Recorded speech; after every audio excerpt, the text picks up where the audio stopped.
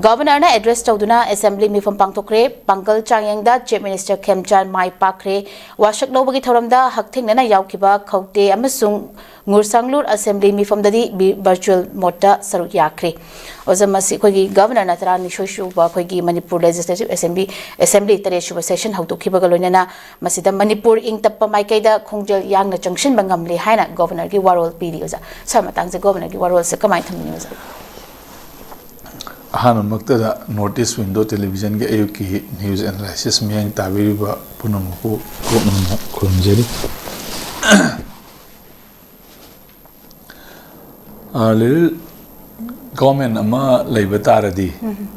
koi government ama form to bataragadi session ama hodo bataragadi governor address have some rule maram di governor ki address ida magi government to ki magi tawgada ba amadi tawkiba sahi ki report ai tare ko amari torokada ba vision yawba se parliamentary president ki report hairani president ki address hairani ko governor ko koi keno dana assembly dana governor ki address hairani sidai da governor thamba gamai in the name of governor do order thopani na ledi ba my government adugi magi tawgada ba planning adugo tawkiba thaba adi PR ga loirakpagi eno tawbani na governor se am responsible person nama yang wangba maram aduna mana hairiba posi da koi yengba tabani maram di mana sahiya ma mailenga session paire adai hojingna mu popular ministry ama da popular government ama da miyang representative na sema popular government ama da ma handover tawre wasak lawre ko as per norms of democracy gi matung ina democracy gi akoi sana kanglong gi matung ina magi wasak lawdana magi pagan changing tawre mai pakre maram di masidai da magi government nama labor taragadi masana labor aduda peace and tranquility maintain tongno hona ba haibuse kwaidi priority ne ba masigi priority sidai da moi di focus adum tawba tabani tawrei ba kuding mosilwena ma aduda ngakpa ngam da ba haibuduna amani tana ko protesters panayamna leira bauda leba ki sati hazel na honari sati hazel e haibuse even se prithvi wen to Iran da bauda lakshan na honari ko mayam mai government ki protester thola so mataw so mai government ki mai ke degi hoi lakshan wangame na hairi ne bo sati hazel mai tawduna lairiba reality haiduna tongan bamni but government ki magi oiba magi wangang da leba ki irang leire leba si thangdu lai ta dre na government na haigadra ba adumai tawduna mai government na malabani na magi madu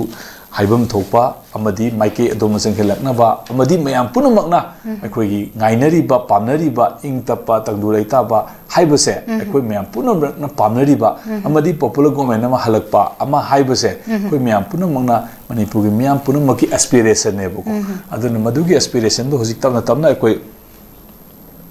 sangjila ibuni na haibdi masigi kanu government gi maige degi mana hana interpretation ama piri ba santi hanjela e tangdu leta phiam tamna ta sangjila e haibase government sema iba asina magi han ba evident example amane bo ai natragadi government ama popular government ama semoeba gom ka sahi ama phare constitution crisis lakpa lakta baduna tongan poramani adu constitution crisis laktana bagi tam ka semba gi wanga adu taragadi ma assembly pura full job to gi ai ama to gi ama to tawdana hoji miyam gi khanba miyam gi popular government ama halaktana kwalaktana wasak lawdana tawriba kholeiba adegi hana saida changba yaram da ba kaidawa mayam communication mayam le number sing do eniau wasak lawba yaudana deputy CM oiba yaudana adegi mayam honore idana ko si mayam sina maram ore ka sida aikoina magi technically hoji uriba magi akoi eventual haitare ko sidai dadi aikoina governor ki address asi akoina adum magi vision adu hojiboki related oiri hena akoin lawba tabane hayeng dagi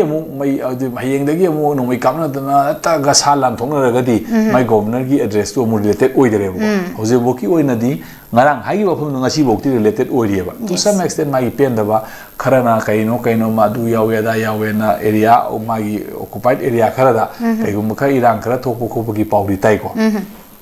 aduna tabada heta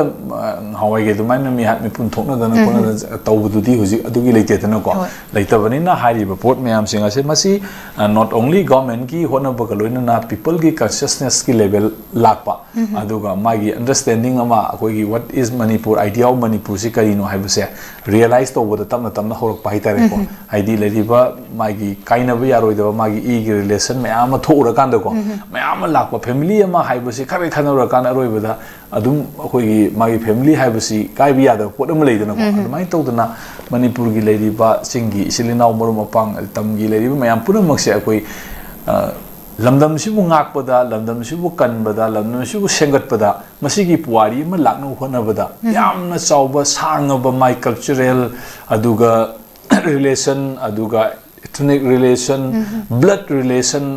tongan ba mayam lakrabane ko aduna mayam yamna consolidated oiraba society amada karigumba singchep kharana thugaira ngaki keno kharana thugairaga putu yagadaba nateba adugi consciousness okoina ngathang manguraga su hojik tamna halakpa hodana se akoigi even